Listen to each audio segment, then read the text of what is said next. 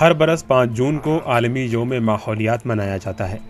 5 جون 1974 کو پہلا عالمی یوم ماحولیات منایا گیا تھا۔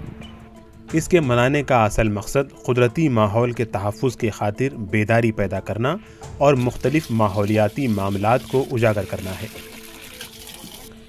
تاہم آس پاس کے ماحول کو دیکھ کر یہ دن منانا بے سود نظر آ رہا ہے۔ ماہرین کا کہنا ہے کہ لوگ انتہائی اہم مقامات پر گاربیج جمع کرتے ہیں۔ کوڑا کرکٹ جمع کرنے کے لیے لوگ اکثر و بیشتر رابطے سڑک یا ندی نالوں کا انتخاب کرتے ہیں، جس سے نہ صرف آبی وسائل کو آلودہ کیا جاتا ہے بلکہ قدرتی خوبصورتی متاثر ہونے کے ساتھ ساتھ یہ عمل مختلف وبائی بیماری پھوٹ پڑنے کا سبب بن جاتا ہے۔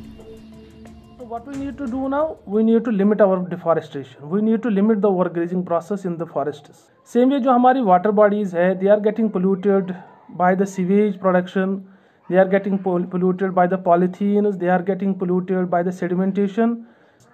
تو ہم سے یہ ڈیمانڈ کرتا ہے کہ ہمیں اب اپنی سپیچز تک ہی محدود نہیں رہنا ہے، بلکہ سپیچز سے نکل کے، سیلیبریشن سے نکل کے ہمیں فیلڈ میں جا کے یہ ایکشنز امپلیمنٹ کرنی ہے تاکہ ہم واٹر پولوشن کو یا پورے ایکو سسٹمز کو ڈیگریڈ ہونے سن 2014 میں سوچھ بھارت مشن کا آغاز کیا گیا تھا اور اس مشن کو ملک گیر سطح پر قومی تحریک کے طور پر شروع کیا گیا تھا تاکہ ایک صاف ستھرے ملک کے ویژن کو حاصل کیا جائے۔ وزیر اعظم نریندر مودی نے نہ گندگی کریں گے نہ کرنے دیں گے کے نعرے کے ساتھ یہ مہم شروع کی تھی۔ تاہم 6 سال گزر جانے کے بعد بھی زمینی سطح پر وزیر اعظم کے نعرے کا کوئی اثر نظر نہیں آ رہا ہے۔ کھلے میں رفع حاجت کو روکنے کے لیے حکومت نے کلین انڈیا مشن کے تحت 2019 تک ملک کے تمام گھروں میں ٹوائلٹس بنانے کا ہدف مقرر کیا تھا۔ تاہم یہ ابھی بھی لوگوں کی ایک بڑی تعداد اس سہولت سے محروم ہے، جس کے سبب وہ کھلے میں رفع حاجت کے لیے مجبور ہو جاتے ہیں۔ وہیں پولیتھین اور پلاسٹک پر پابندی ہونے کے باوجود اس کا بے تحاشا استعمال جاری ہے، جس کی وجہ سے یہاں کی زرخیز زمین بنجر میں تبدیل ہوتی جا رہی ہے۔ چاہے واٹر پولیوشن ہو، چاہے ایئر پولیوشن ہو، اس میں بھی یہاں کا ایک نمایاں کردار ہے، چاہے وہ لوگوں کا ہے یا چاہے وہ سرکاروں کا ہے یا جو ایڈمنسٹریشن کا ہے۔ ہمارے ہاں جو قوانین ہیں انوائرمنٹل ایکٹ کے حوالے سے 1980 تو ان کو زمینی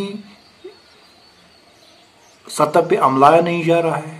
تو اگر پانی، پیڑ، کسان اور یہ بیز ختم ہو جائیں تو دنیا ہی ختم ہو جائے گی۔ جنگلات کا کٹاؤ جاری ہے، ابھی بھی جاری ہے، اور جس کی وجہ سے سوائل ایروجن ہو رہا ہے، سیلاب۔ ہم جو آنے والی نسلیں ہیں ان کو پروٹیکٹ کریں، جو ہمارا ایکو سسٹم ہے اس ایکو سسٹم کو کیسے پروٹیکٹ کریں، تو اس کے لیے ایک واضح پالیسی ہونی چاہیے جو بدقسمتی کے ساتھ پائی نہیں جا رہی۔ ماہرین کا ماننا ہے کہ بہت سے ادارے اور تنظیمیں ماحولیات کے تحفظ کے لیے کام کر رہے ہیں، لیکن ہر ایک فرد کو ماحول کو آلودگی سے پاک کرنے کی اپنی ذمہ داری نبھانی چاہیے۔ اننت ناگ سے میر اشفاق کی رپورٹ۔